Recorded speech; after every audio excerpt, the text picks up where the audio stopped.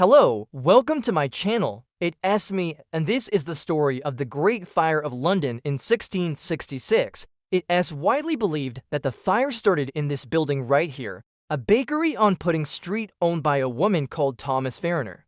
Now, thankfully, she wasn't there at the time. She'd gone out for the day, but her house was full of flammable materials, including barrels of beer and a lot of flour. And it's thought that a stray ember from a baker's oven may have ignited some of the flour, which then spread to the rest of the building. By the time firefighters arrived, it was too late. The whole street was pretty much a fiery inferno, and it's a good thing they arrived when they did, because if they'd been any later, the entire city might have burned down. But it wasn't just one street. The fire spread quickly through the crowded and very flammable streets of London.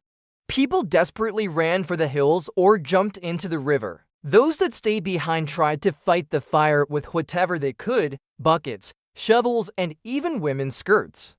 It was a losing battle. After 3 days of total havoc, 5 whole sections of London were completely destroyed.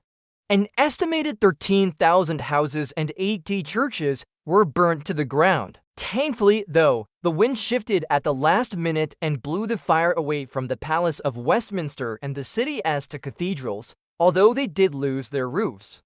So after all this destruction, what did they do? They rebuilt. They cleared away the rubble and they drew up plans to rebuild the city. And they took their time to do it properly. They introduced building codes to ensure that all new buildings had stronger walls and more secure roofs. They also built wider streets to prevent fires from spreading so easily.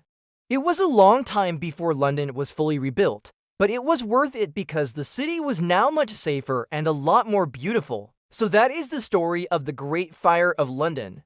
If you enjoyed this video, please like and subscribe and stay tuned for more.